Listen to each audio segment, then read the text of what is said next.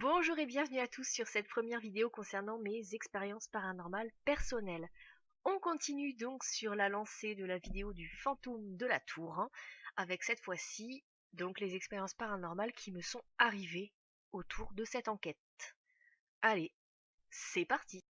Donc notre histoire se passe dans un parc que je connaissais depuis vraiment toute petite. On y allait souvent en famille. C'est un grand parc qui fait 4 km de circonférence. Il y a un coin forêt, il y a quelques points d'eau, c'est familial. Non, vraiment, c'est un parc, un cadre très agréable. Et un jour, alors que je marchais toute seule, en fait, j'ai trouvé un chemin que je ne connaissais pas. Il était encadré par des pins sombres et l'ambiance était plutôt inquiétante. Mais bon, je me suis dit, on est en plein après-midi, ça va. Ne flippe pas trop. Donc j'ai décidé de prendre ce petit chemin en me disant de toute façon qu'est-ce qui va arriver concrètement. Voilà. Et en arrivant sur ce chemin, je suis tombée sur la fameuse tour et le mur en fait qui encadre le parc puisque la tour est de l'autre côté. J'ai été tétanisée en la voyant, je me suis dit mais qu'est-ce que c'est hein. Et c'est là que j'ai vu la forme blanche qui s'élevait en partant du toit dans les airs. Voilà, ça je vous l'ai raconté dans la vidéo précédente, donc inutile de dire que je suis restée bête et que je me suis dit vite, faut que j'aille le raconter à ma famille et qu'on y retourne. Donc bien évidemment en rentrant, j'en ai parlé aux restants de ma famille, qui sont tous plus ou moins intéressés par le paranormal. Et qu'est-ce qu'on a décidé? De retourner là-bas avec un appareil photo. Donc j'y suis allée, c'était avec mon appareil photo d'époque qui marchait à pile, parce qu'à l'époque ils n'avaient pas encore de batterie, il y a 10 ans pas tous. Le mien marchait à pile. Donc en commençant à remonter le chemin, j'essaye d'allumer mon appareil. Qu'est-ce qui se passe? Les piles s'éjectent, toutes seules. Donc c'est-à-dire que le petit bouton là qui permet d'ouvrir, il s'est appuyé, qu'il a éjecté les piles tout seul. Voilà. Donc déjà j'ai commencé à me sentir vraiment très mal, comme si en fait l'esprit n'était pas content de notre projet, comme s'il avait compris ce qui se passait.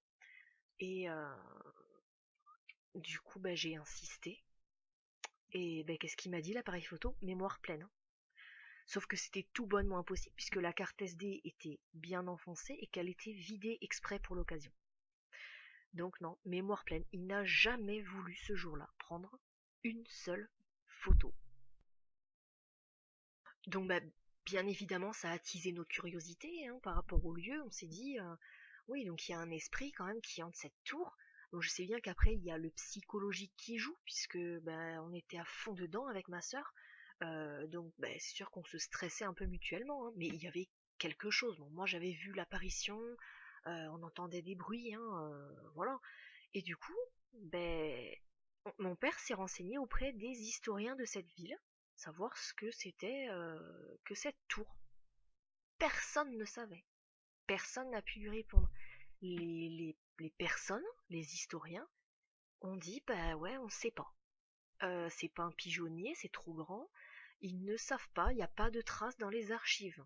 Ah, quand même, dans le genre mystérieux, c'est à partir de ce moment-là qu'en fait on s'est dit ok, ça marche pas avec les appareils photo, on va tenter les enregistreurs. Donc nous c'était des MP3 de base, parce qu'on n'avait ni le temps ni les moyens à l'époque d'investir dans du matériel. Déjà je pense qu'il y a 10 ans je savais même pas que ça existait le matériel spécifique pour enregistrer les sons fantomatiques, quoi. Donc on y retournait pour enregistrer autour de la tour en fait. Et moi j'avais entrepris de parler avec l'esprit. Je m'étais dit peut-être que c'est un esprit qui a besoin d'aide ou qui veut communiquer et que c'est ça qui le bloque. En y retournant, c'est comme si il avait compris en fait. Et on se sentait mais mal. Et ma toute dernière sœur, Marianne, on était toutes les trois ce jour-là. Elle est sensible en fait aux énergies justement, elle est sensible aux esprits. Et elle était très jeune, elle a commencé à se sentir mal, à être crispée. Et moi, moi je le sentais, mais moi ça me galvanisait en fait, si vous voulez. Moi je me disais, ça y est, il va parler. Donc je lui posais des questions, je l'exhortais à parler. Et sauf qu'il a commencé à avoir des bourrasques de vent. Et on a commencé à entendre des pas qui nous suivaient. Parce qu'on marchait tout autour. Tout autour, on faisait le tour du secteur. Et là, c'est là qu'en fait on a eu les enregistrements qui se trouvent dans la vidéo que je risque de commenter par la suite, où il répond à mes questions. Et ce jour-là, quand on a fait les enregistrements, on a décidé de partir en exploration en fait du secteur de la tour. Donc comme on ne pouvait pas passer de l'autre côté, on allait voir ce qui se passait autour, là, dans ce coin. Et en fait, on s'est rendu compte qu'à quelques mètres, quelques dizaines de mètres, vraiment pas très loin, il y avait une demi-cabane. Donc pareil, personne ne sait ce que c'est que cette demi-cabane, hein. Ça fait juste un toit avec une paroi, et en fait, de l'autre côté, il y a un minuscule balcon. Un petit balcon où il y aurait la place pour une personne, mais vraiment petit. Et à ce moment-là, je sais pas, j'avais la connerie. Je me suis dit, je vais balancer un marron dedans pour voir ce qui se passe, pour voir si c'était. En fait, à la base, c'est plus pour voir si c'était creux ou pour voir s'il y avait des trucs dedans, je pense. Je sais pas, j'étais ce jour-là, ouais, j'étais excitée, j'étais à fond là, je voulais, en fait, je me rendais pas compte des conséquences. J'ai fait tout ce que je conseille de pas faire aujourd'hui, j'ai provoqué. Voilà. Donc j'ai balancé un marron dans le balcon, but, j'ai marqué. Il est tombé, donc on n'a pas entendu de poc, on n'a pas entendu de bruit. Il est tombé, donc j'ai dit bon c'est parce qu'il doit y avoir des feuilles mortes ou des trucs dedans qui font qu'on l'a pas entendu rebondir. On commence à reculer, à partir, et là on entend poc, donc le bruit du marron contre le bois. Je me dis bon il va être en équilibre. Repoc, boum, un coup encore contre le bois. Je regarde ma soeur quand même, j'ai fait c'est bizarre, Et là, repoc. Là on a dit ouais, on a commencé à flipper, on s'est dit ouais, pourquoi le marron il cogne 3 fois dans le balcon, et 4, et 5, et 6. Et là on est parti en courant, mais vraiment, parce qu'on s'est dit mais qu'est-ce qui tape quoi. Et en fait on a couru une centaine de mètres à peu près, au moins un peu plus, pour s'éloigner du secteur de la tour. Donc direct on sent quand même que les sensations de malaise s'estompent. On s'est assis sur un banc pour reprendre nos esprits, et là, sans aucune raison, je me suis mise à être épuisée, et un état de somnolence qui m'a pris, mais c'était indescriptible, c'est-à-dire que là je fermais les yeux, je dormais. Et ma soeur m'a dit c'est pas normal, je me sens pas bien, il faut partir du parc. Et moi je voulais rester en fait, même si j'étais pas bien, j'avais pas la force en fait de partir. Et ma soeur m'a dit non non mais c'est bon, viens on rentre, de toute façon il fait glacial là, c'est bon, on s'en va. Bon, heureusement je l'ai écouté. Je sais pas ce qui se serait passé sans ça. Et croyez-le ou non, une fois qu'on a franchi les portes du parc, donc il faut savoir que le parc est entouré par une enceinte en fait, en pierre. La même pierre que le mur où il y a la tour. Et bien une fois qu'on a passé cette enceinte, pouf, plus rien. J'étais à nouveau en forme, normale, et plus de sensation de froid. Comme si en fait l'esprit était bloqué aux limites du parc. Comme si son emprise pouvait pas dépasser les limites du parc. En rentrant, bien sûr, on a écouté nos enregistrements. Donc c'est là où on a récupéré la plupart des EVP, des transcommunications là qu'on a mis dans la vidéo, où on entend l'esprit qui me répond. Alors, c'est pas mes sœurs qui parlent, parce que je leur disais bien, attention, je branche le MP3, silence complet. Ça ne pouvait pas être quelqu'un d'autre, puisque les jeux pour enfants étaient littéralement à l'opposé de là. Donc les enfants, ils pouvaient hurler, on les entendait pas, pas de soucis. Et il y avait personne aux alentours, donc ça pouvait pas être quelqu'un qui passait en faisant un petit bruit mystérieux ou quoi. Il y avait personne. Et autre fait bizarre, c'est que les sons, les voix, enfin, elles ne parlaient qu'à moi. C'est-à-dire que ma sœur avait son MP3 qui tournait, elle n'a rien enregistré, rien du tout. Moi j'ai enregistré des bruits, j'ai enregistré des voix, on en parlera dans une prochaine vidéo de ces voix, elles ne parlaient qu'à moi. C'était flippant en fait maintenant que j'y repense, parce qu'en gros ils voulaient me parler à moi quoi, enfin je sais pas. Qu'on dise pas non plus que c'est parce que je faisais des frottements sur mon MP3, on entend bien que c'est pas des frottements. La voix qui dit tu me manques, c'est pas un frottement de vêtements sur le MP3. Ou alors le vêtement il avait envie de communiquer, mais ça on me l'a sorti, oui c'est un frottement de vêtements le tu me manques. Ok, d'accord, c'est pas grave. Après, je vais pas vous raconter chaque fois où on y retournait, parce qu'on a dû y retourner une dizaine de fois. Il y a eu des fois où il s'est rien passé. Des fois où juste on se sentait pas bien, mais rien de plus, hein. Les photos, les vidéos, il y avait rien. Les enregistrements, il y avait rien. Voilà, après, l'esprit, il va pas y toujours avoir des trucs de fou non plus. Enfin, voilà quoi, hein. C'est pas les portes de l'enfer non plus, hein. Donc voilà, les enregistrements que j'ai pris où il y a eu des choses, ça a été sur plusieurs séances, entre guillemets. C'est-à-dire qu'il y a des séances où j'ai eu un son sur 1 heure et demie d'enregistrement. Enfin voilà, c'était un peu aléatoire. Ce que je vais vous raconter maintenant, c'est la dernière fois où nous nous sommes rendus à cette tour. Donc c'était avec ma dernière sœur, Marianne, donc pas la cofondatrice de Vidéo Fantôme, l'autre, la plus jeune, celle qui a tendance à ressentir, à être assez sensible aux esprits en fait. Donc la dernière fois où on y allait, c'était un après-midi de semaine, donc il n'y avait pas d'enfants, il n'y avait personne, c'est parce qu'on n'avait pas cours à ce moment-là. Elle était au collège, moi j'étais au lycée. Euh, C'était vraiment mais vide, c'était idéal en fait. On y allait, mais en plus la fleur au fusil, c'est-à-dire qu'on y allait toute guillerette, hein, toute contente pour faire un dernier adieu à la tour en fait, parce qu'on savait qu'on déménageait après. Donc sans appareil photo, sans MP3, rien. Juste on y allait comme ça. Voilà. En plus, les fois précédentes, honnêtement, ça me nuisait un peu. Il n'y avait plus grand chose. Donc on y était allé comme ça aussi, hein, voilà. En arrivant face à la tour, bon, toujours le sentiment d'oppression quand même, hein, on n'était pas. Cette fois-ci, on n'était pas sereine, c'était un peu plus fort que les fois précédentes. On s'approche, de l'autre côté du mur, on entend des bruits de pas. Comme quelqu'un qui marche. Vraiment, c'était pas petit, c'était vraiment des bruits de pas. Et j'ai dit à ma soeur, j'ai dit mince, si ça se trouve, il y a un gardien de l'autre côté ou le propriétaire de l'endroit où il y a la tour qui y est. Enfin, voilà, on a commencé à reculer. On a commencé à se dire, bah tiens, on va aller voir du côté de la cabane. Et plus on s'approchait du côté de la cabane, plus on entendait des bruits de pas qui nous suivaient, en fait. Donc on a commencé à légèrement flipper. On s'est dit, mais c'est moi qui suis folle ou t'entends les bruits de pas aussi? Oui, oui, j'entends les bruits de pas et je me sens vraiment pas bien. Donc là, on a décidé de faire demi-tour et de retourner à la tour. Et là, donc on s'est fichu devant la tour, face à la tour, et on a attendu. Et là, on a commencé à entendre des bruits de pas qui nous tournaient autour, comme si quelqu'un faisait les 100 pas autour de nous en fait. Mais nettement, c'était pas des feuilles qui volent et qui font un petit bruit, hein. C'était un poids sur des feuilles. C'était et on commençait à vraiment avoir très peur, vraiment à se sentir menacé en fait. C'est la première fois que je ressentais ça. Il y en a eu d'autres depuis. Mais cette fois-là, c'était la première fois où je ressentais ça. Je sentais pas non plus que ma vie était en danger, mais on n'était pas tranquille.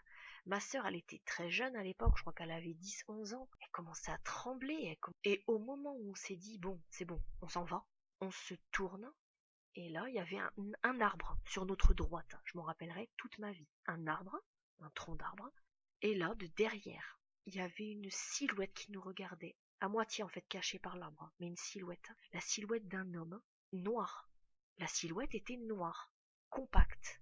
Euh, Vraiment, c'était pas une ombre, c'était une silhouette noire, comme si c'était une ombre matérialisée. C'était une entité noire. Et là, mais à moitié cachée par l'arbre, hein. Mais là, une peur panique. J'ai cru qu'on ne passerait pas parce qu'il fallait passer devant l'arbre pour partir. Bon, pas collé à l'arbre, hein, mais il fallait passer devant l'arbre pour partir. J'ai cru qu'on n'y arriverait pas. J'ai cru que l'entité allait nous choper. Une peur, on était en train de pleurer. On s'est mis à courir. On a traversé le parc en courant. On était gelés, on était terrifiés. Et finalement, ça a refait comme la fois précédente. Une fois qu'on a franchi l'enceinte du parc, c'était terminé. Terminé. Bon, à la suite de cette histoire, bien sûr, on est rentré, on en a discuté avec nos parents, qui ont convenu comme nous que c'était peut-être pas très prudent d'y retourner. Et j'en ai discuté après à l'époque, j'avais en contact quelqu'un qui s'y connaissait pas mal en paranormal, qui m'avait dit qu'en fait c'était normal. C'est parce que moi et mes sœurs, on avait mis tellement de passion, on avait donné tellement d'importance à l'entité, on pensait qu'à ça, on vivait que par ça, à l'époque avec notre vidéo et tout, on y retournait en pensant à l'entité et tout, En fait, on lui avait donné de la force, vraiment de la force. Et si j'étais si frigorifiée et si faible en fait, si glacée, si voilà, c'était tout simplement parce que l'entité, eh ben, elle me pompait mon énergie. Alors elle essayait pas de me posséder non plus, on va pas entrer comme dans les films, on n'est pas dans l'exorciste. Mais elle me pompait mon énergie, parce que c'était moi qui étais la plus à fond en fait, je crois. Et en fait, voilà, et la personne m'avait dit, oui, l'entité là, plus vous lui avez donné beaucoup de force. Et il s'avère que c'est une entité qui est mauvaise. Ben, du coup, une sacrée expérience paranormale pour le coup, surtout que c'était notre première vraie expérience paranormale. Il y en avait eu d'autres dans le passé, mais c'était des petits trucs en fait, c'est plus des impressions ou des choses. Là, c'était une vision d'horreur, quoi, hein. Vraiment, c'est un truc dont on se souvient encore et c'est pas évident d'en parler. Personne n'est au courant autour de nous, hein, juste notre famille proche, hein. Même les amis sont pas au courant, c'est pour dire. Non, voilà, c'était quelque chose d'assez impressionnant. Enfin, bah, je suis pas idiote, hein, j'ai fait pas mal de recherches sur le parc. Il n'y a pas eu grand-chose de parlant. Enfin, oui et non. Disons que j'ai découvert que c'était un lieu, mais pas que le parc en fait, c'est ça, pas que la tour, tout le coin. C'était là où au Moyen-Âge ils brûlaient les lépreux, qui étaient morts, pas qu'il y ait de contagion. Pendant la Seconde Guerre mondiale, il y a eu des exécutions de résistants à cet endroit-là. Donc voilà, ça explique pas trop l'entité noire, quoi, c'est ça. Et il y a eu quelques faits divers dans le parc, donc mais pas dans ce coin-là. Et pas de trucs qui correspondent, donc je sais pas, est-ce que c'est un tout, est-ce que c'est encore autre chose? Ça, on le saura jamais. Mais bon, il n'y avait rien de bien flagrant. Donc, ce témoignage paranormal est terminé concernant la tour. Je pense avoir tout dit, ou presque, hein. Voilà, j'ai dit le plus important. Après, si vous avez des questions concernant cette expérience, surtout, n'hésitez pas à les poser en commentaire, je vous répondrai. Je ferai pas d'autres vidéos dessus, je pense pas que ça vaille la peine, hein. Là, on a fait le tour. Il restera quand même une vidéo pour clore cette enquête, la vidéo explicative des enregistrements sonores qu'on a pu avoir sur la tour. Parce que je trouve intéressant de les commenter aussi. Il y a eu des trucs intéressants, il y a plein de gens qui nous ont pas cru à la suite de ça, qui pensaient que c'était nous qui faisions les voix et tout. Encore une chose, franchement, enfin bon, après c'est vrai qu'il y a plein de fakes sur internet, je comprends qu'il y en ait qui doutent, mais nous, franchement, on a autre chose à faire, quoi. C'est vrai. En plus, je sais pas, on ferait des trucs plus spectaculaires. Là, c'est carrément pourri si c'est des fakes, quoi. Vraiment. Après, libre à vous de croire, hein. Je vais pas me battre, hein. Personnellement, je vais pas me battre, hein. Vous y croyez ou pas, moi, je sais ce que j'ai vu, je sais ce qu'on a vu. Encore une petite chose sur le parc. C'est vrai que ça, c'est antérieur bien antérieur à cette histoire de la tour. Ça remonte à vraiment quand on était bien plus jeune. À cette époque-là, Marianne, ma petite sœur, elle devait avoir 4-5 ans, ouais, pas plus. Et elle disait qu'elle voulait pas retourner dans le parc parce qu'il y avait Voldemort. Donc nous, à l'époque, on s'était dit, ouais, ok, bon, elle a peur des buissons, elle a peur de la forêt, parce que le coin de la tour, en fait, c'est la forêt. Voilà, qu'est-ce que tu veux dire, quoi? Un enfant te dit ça, bah tu dis, ouais, ok, on n'y va pas. Personne peut penser que c'est vrai, nous, on voyait rien, on n'entendait rien. Et en fait, ben, en grandissant, parce qu'elle se souvenait, elle a dit oui, mais moi je voyais l'homme avec la capuche noire qui nous regardait en fait. Et elle le voyait apparemment quasiment à chaque fois qu'on allait dans ce coin. Mais à l'époque, on passait pas sur le chemin où il y a la tour, mais ça arrivait qu'on passe pas loin du secteur. Et elle disait que dans ce secteur, elle voyait un homme qui nous regardait avec une capuche noire. Et nous, on s'est dit, mais si ça se trouve, c'était déjà l'entité noire qu'elle voyait. Donc ça nous a encore plus fait flipper. Parce que je me souviens quand t'as pleuré en disant qu'elle voulait pas aller voir Voldemort. Dans tous les cas, un grand, grand merci à tous. Je me régale dans cette aventure. Merci beaucoup pour vos retours. Merci beaucoup pour votre soutien. Ça m'apporte énormément. Moi, j'aime beaucoup faire ces vidéos. J'espère que vous vous régalez autant que moi. J'ai envie de continuer à garder un rythme comme ça. Là, je suis dans ma lancée. Je suis à fond. J'espère que ça continuera à vous plaire et à vous enthousiasmer autant que ça le fait maintenant. Donc, je vous dis comme d'habitude, hein, n'oubliez pas de vous abonner à la chaîne YouTube si ça vous intéresse, à nous suivre sur le blog videofantôme.skyrock.com, sur notre page Facebook, donc même adresse, Et n'oubliez pas que vous pouvez nous poser toutes vos questions donc sur le site dédié à cet effet Ask, dont vous avez le lien dans la description sous la vidéo. Voilà, moi je vous dis à très bientôt. Allez, ciao!